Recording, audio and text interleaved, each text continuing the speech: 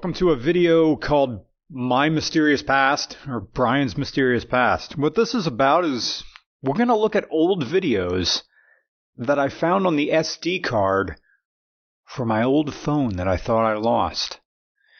What you're seeing is a bit of time capsule stuff that exists before regular car reviews.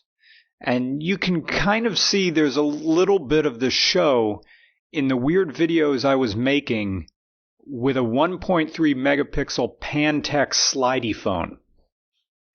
So these videos are more or less in chronological order. And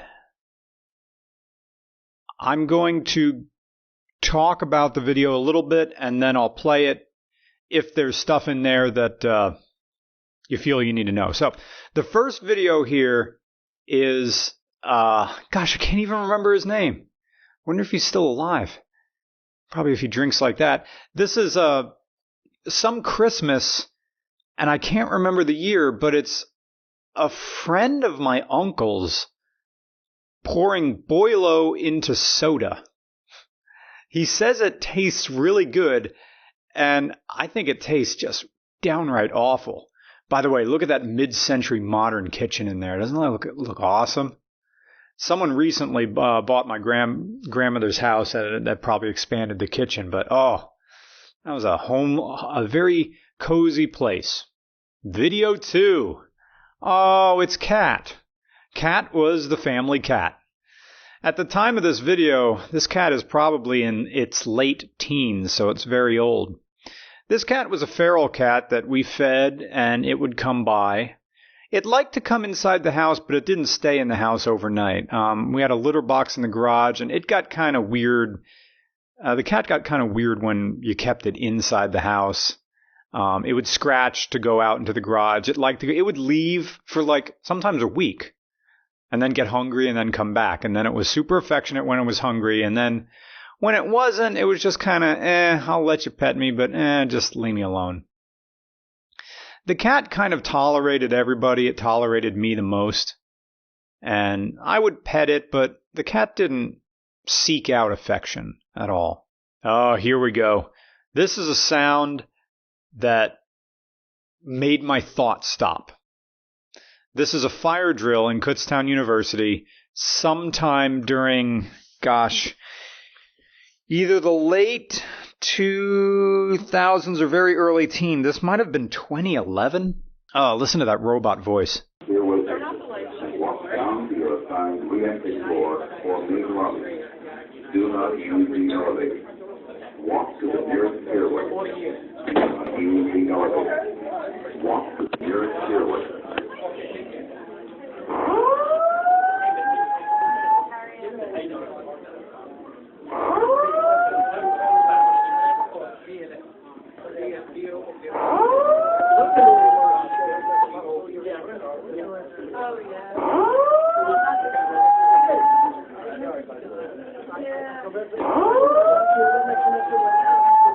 And here we go, everybody outside. This is DeFrancisco building at Kutztown University. This is everybody going outside. I think this was right about my last semester before I started my student teaching, when I thought I was going to become a teacher. Well, I did become a teacher. This is my old GS500. Not the one we reviewed. I had one before that. This was a video that I talked to. This was a motorcycle that meant a lot to me, because this is the bike I bought after, there's no easy way to say it, after my suicide attempt. So this is when I found something positive to latch onto, and it was motorcycles. And I bought this bike from two students, like a husband and wife, or young husband and wife, who were going to Valley Forge Christian College or something like that. Bought it for $1,000 and fixed a few things on it that needed new tires, new chain, everything. And I love this bike. And this is the bike that I had going through grad school part 1. And I love this thing so much because it was the one possession I had. When my parents would discipline me, it was always a monetary discipline or possession discipline. What they did was take things from me, and that was their parenting style. And this was one thing I owned that was legally mine. My name's on the title. I didn't own my car. Their name was on the title, but this bike was mine, and I could leave anytime I want. And to me, it meant sovereignty.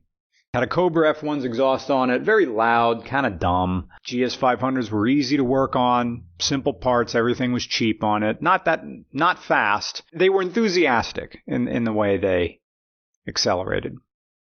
This is another one from Kutztown University. This is, I think, my first time seeing an electric vehicle, like a sole EV. So if this was in 2011, this was some sort of utility vehicle that had a battery in it, and all it did was run around campus. And I'm just waiting here to watch it go by, and there it goes, just on the sidewalk. Okay, here we go. Grad School Part 2. This was a year 2000 Honda CH80 Elite scooter that I owned and parked in the sunroom on a part of a house that I rented with 2 other students. And I loved this thing. But all it could really do was go around town. It was an 80cc engine, so you did need a motorcycle license to run it, but it wasn't any faster than a 49cc, quote-unquote moped. So, and I would ride this right up on campus. Excuse me, I didn't. I rode it to the edge of campus, pushed it up a walking path, and then bike chained it to the bike rack. And I had a written letter from public safety that allowed me to do that, because they say you can't park a motorized vehicle on there. And my response was, yes, but this thing is light enough that even if you put the fork lock on and put the stand down, anybody can just pick this up and carry it off. It needs to be chained to something for security. And then they said, okay. And then I printed that out, and then I kept it in the little storage compartment on the bike in case public safety ever said anything. But I was not allowed to ride it on campus, but I pushed it onto campus. However, when I left campus to go back to that rented house, I coasted with the engine off.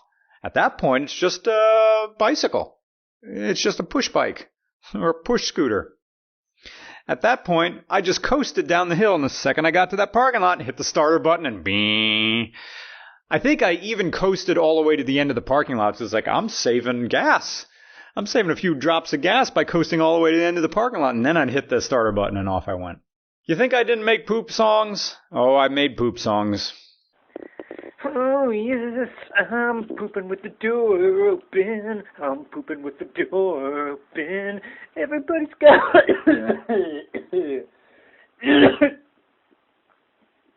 with the door open. I'm pooping with the door open. He's pooping with the door open. I'm pooping with the door open. Oh, yes, I'm pooping with the door open. I'm pooping with the door open. I'm pooping with the door.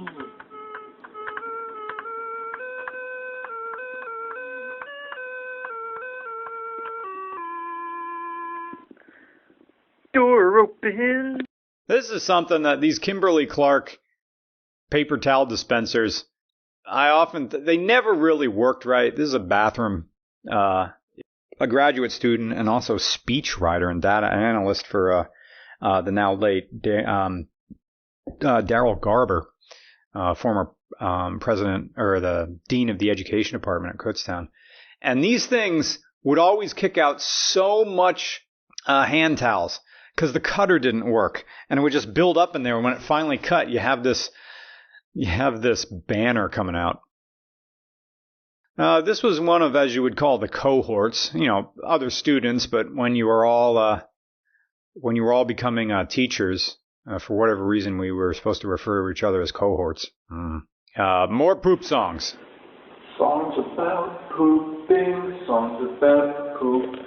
rappers never this material. Oh, I'm pooping in the sub. I'm pooping in the sub. I got so much backed up, I need a tub. I'm in a porta potty at the north end of campus. I'm in a porta potty in the north end of campus. I'm in a porta potty and no one's around. Hello, everybody in town. I'm in the bathroom at work. I'm not being a jerk. No one can hear me, but you can see me. Here's a fun one. This is the house that I lived in grad school. This is me saying goodbye to the house. Everybody else had moved out. I was the last one to move out. And the final walk through, the final bits, I was able to put in saddlebags of a Honda GL500 Silverwing. I had 3 motorcycles at my peak in grad school, and they were all just, gummed up carburetors and stuff that I fixed. And this was one of them. Goodbye to 149 Main Street.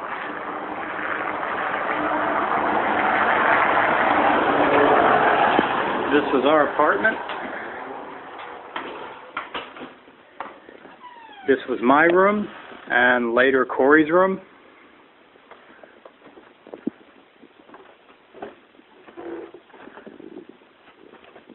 Our tiny little bathroom.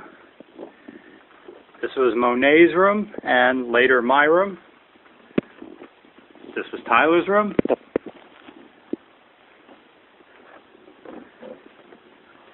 These were the stairs that went nowhere. This was the living room. Mr. Good Vibes was there. Corey's big couch was there. Tiny little kitchen that's an afterthought out back. Our glassed-in porch.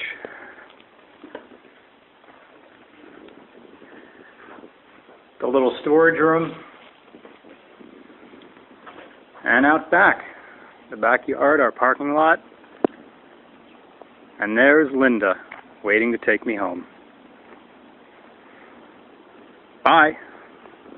I still like the Pennsylvania Turnpike. Station, District 8 Traffic Advisory Radio Station. WQHI 497, WQHI 499, and WPEA 856. Broadcasting on the frequency of 1670 AM. A traffic advisory is in effect for motorists on Interstate 81. Heavier than normal traffic can be expected in the Harrisburg area, between exits 65 and 72. Be alert for slowed or stopped traffic at exit 67. Please drive safely and buckle up every time, every ride. You are listening to the Pennsylvania Department of Transportation. Guess what? More poop songs. I'm pooping once. I'm pooping twice. I'm making the scene. I take creatine. Holiday donuts in the break room. All weird ones. Weird ones. There it is. One. One plain one, and I'm taking it. Perplexing poop shapes. I like Stargate. Before all my friends got married and had kids, we used to go to a different city. I know there was some stink in my voice when I said that. I'm sorry. But I guess I miss hanging out with my friends a lot. And I'm the only one back from my friend group from high school who's still single. There was like one other. I think Amanda's still single. No, wait, Amanda's married. We would all go to a different city for New Year's. And this is us just going to Boston and walking around. We were going there for first night. I have a tired story that I play about first night. I think I'm going to tell it on VinWiki when I go down there in a few weeks. This is us candlepin bowling, and none of us were very good. We went down to Southie and played some candlepin bowling on this might have been Christmas Eve.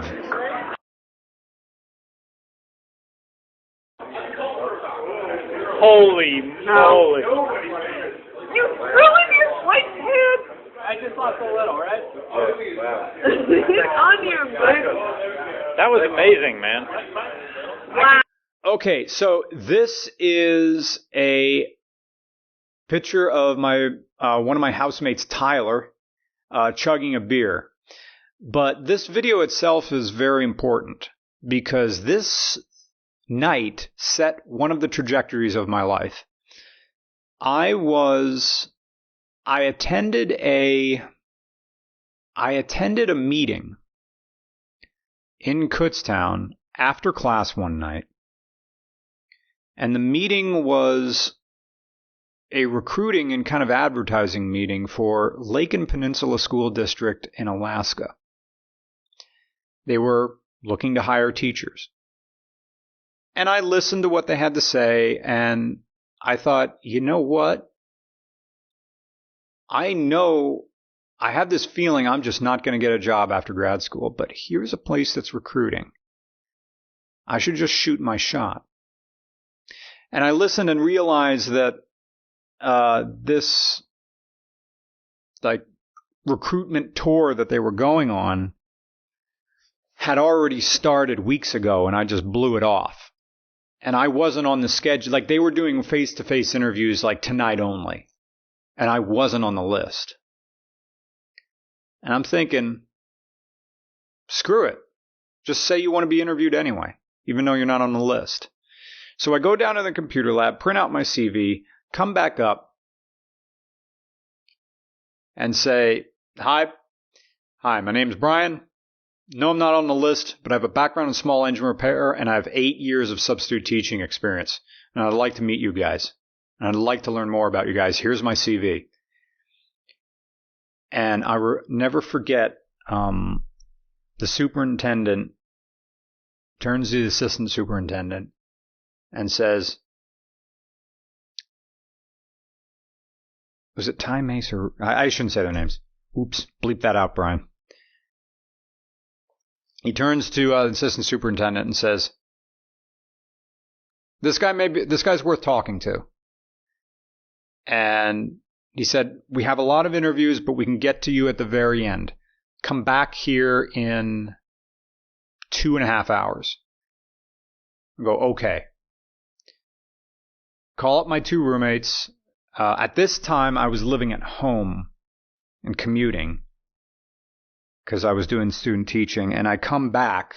I say, hey, we got 2 hours to kill. Let's go to the pub. So we go to the Kutztown pub and hang out. And I just start drinking. Knowing that I have an interview, I'm like, fuck it. I'm not going to be I have a few drinks. And we all had to leave, realizing that, time is now flying. Oh, crap, I got to be back in 20 minutes. So Tyler just finishes his drink, and we all go our separate ways that night. And I walk back into that conference room, a little drunk, and I give the best interview of my life. And out of 100 people who applied, they had 10 positions, and I was one of them. I think having a background in small engine repair helped. So, months later, there I am. Here's the next video. Here I am on an old plane flying from Harrisburg to Chicago. Harrisburg to Chicago. Chicago to Seattle. Seattle to Anchorage. Anchorage to King Salmon, Alaska. King Salmon, Alaska to Igigik. But when I was living in the school in Igigik, and do you think I stopped making poop songs? No, I didn't. Oh, pooping in Alaska. I'm gonna smack ya. Don't back talk. Oh, squawk.